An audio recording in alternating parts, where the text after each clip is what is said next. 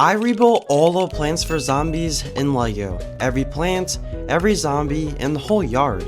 But will the plants be able to defend the zombies? Let's find out. So, for those who don't know, Plants for Zombies is one of the most nostalgic strategy games of all time, where you use an army of plants to defend your lawn from waves of hungry zombies. Back in the day, Lego never made a single Plants for Zombies set, so I decided to design my very own custom Lego builds based on the first game, such as the classic Peashooter. I gave him his round pea head, a bright green stem, and a couple of leaves to finish it. Next up is sunflower, cherry bomb, walnut, snow pea, and potato mine. Probably the easiest plant. Just make sure you don't step on it. All of these plants are the more simple and noobish ones from the game, but you can't forget the zombies.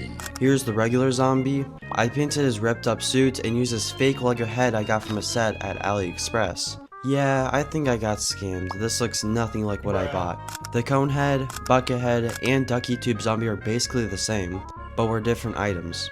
We'll build the rest of the characters throughout the video, so with that, let's start building the front yard where the plants and zombies will actually battle at. The map I'm going for is this classic front yard from the original game. Easily one of the most iconic battlefields in gaming history.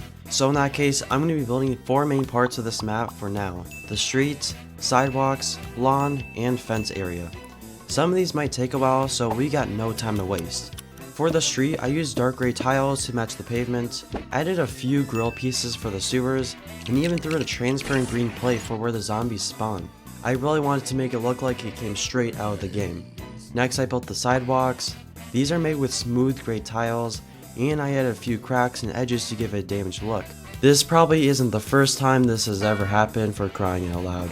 Are you serious right now, bro? Now onto the lawn, the main part of the battlefield.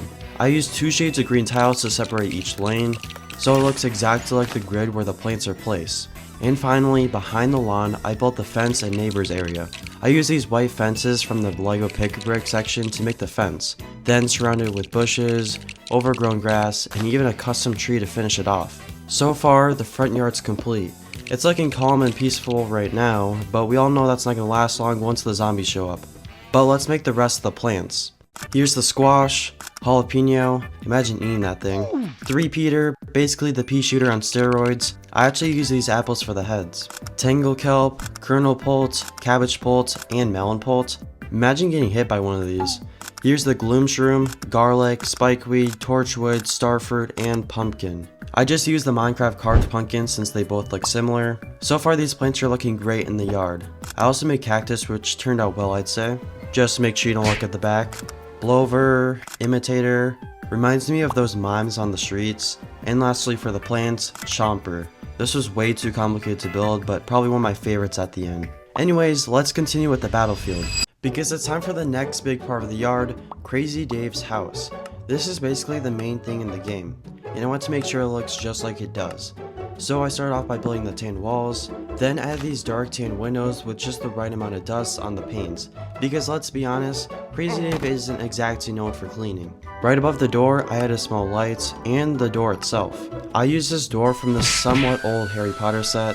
To top it off, literally, I attached a gutter along the roof line and down the side of the wall. Though the roof might be my favorite part. I used a mix of dark orange and nougat tiles, but instead of covering the whole thing perfectly, I decided to not press the tiles all the way down to give it a crooked look from the game. Then I finished it off with a big dark red chimney. Next to the house, I added a wooden fence with a yellow garbage can, a few boxes of fruit and tools, and some leaves climbing up the wall. Basically your typical backyard essentials. I also built a hose reel using this curved Lego rod, a red bike sitting in front of the yard, and a small tree right by the door to bring everything to life. And of course, Crazy Dave's got a shed by the side of his house, because where else is he going to keep all those mysterious plant experiments, eh? I made the shed match the house's style with the same roof and wall design, but inside I turned it into a mini greenhouse filled with plants. As for the interior of the house, I added a bed, a small table, and even an old grandfather clock. I also made sure to add a chameleon exhibit under his bed, because that's something he'd probably own. Now with the house done, the front yard finally feels complete. Perfect timing, the rest of the wave of zombies are ready. I painted most of these zombies since Lego hasn't made any clothing that the zombies wear. First we've got Newspaper Zombie, holding his paper like his life depends on it. Then the screen door zombie and football zombie, all geared up like he's about to tackle the plants, or I guess rocks in this case. We've got the dancing zombie, kinda reminds me of Napoleon Dynamite, snorkel zombie, and the Gargantuar. This thing's supposed to be massive, but it is still in minifigure form. I also built the Jack in the Box, the balloon zombie using these circular pieces for the balloon, pole vault zombie, and finally the Zomboni with its ice cleaner machine that you see in those hockey games. Altogether, these zombies turned out crazy detailed, maybe a little too detailed, but hey, at least they're not coming for me, right? Okay, now it's time for the final boss, Dr. Zomboss, the biggest zombie ever in Plants vs. Zombies. And since LEGO hasn't made him yet, I decided to take matters into my own hands. Bruh. This one's gonna be a chunky build since he uses a robot for a little extra height. So we're going to need a solid base to hold it up. I start with the legs, using large black shoes and some blue bricks for his pants. Big enough to stomp through your entire LEGO city. Next up, the chest section. I use a mix of brown bricks and slope pieces to get that mechanical look. But easily the hardest part was the head.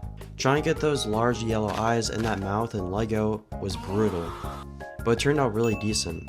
Once I had those spiral tubes using tires on the sides and the large green arms, it instantly started to look like the robot. And of course, I couldn't forget the tiny pilot sitting inside the mech, Dr. Edgar George Zomboss.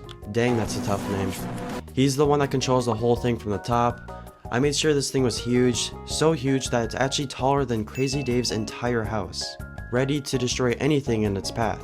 But before we start the battle, I made a post asking for some more ideas. And let's just say you guys had some wild suggestions. First up, someone asked me to build the van shop, so I knew I had to build the Twitty Dinkies. It's that greenish blue car where Dave sells random gadgets. I start with a light blue base for the car body, and use these window pieces to build up. Then I built the back of the van. I can open and close it, with even a shelf of items for sale. I even included some of his products by printing out a piece of paper and placing it on the brown tiles. I finished the front, back, and top of the car, which finishes the car. And of course, I had to throw in a Crazy Dave minifigure. Next, someone asked me to build the lawnmowers. I used these pieces to make it. It's small, but the lawnmower can finally defend the yard against the zombies, just like in the game. With all the pieces added to the build, it's finally done. But will the plants be able to defend the zombies? Let's find out.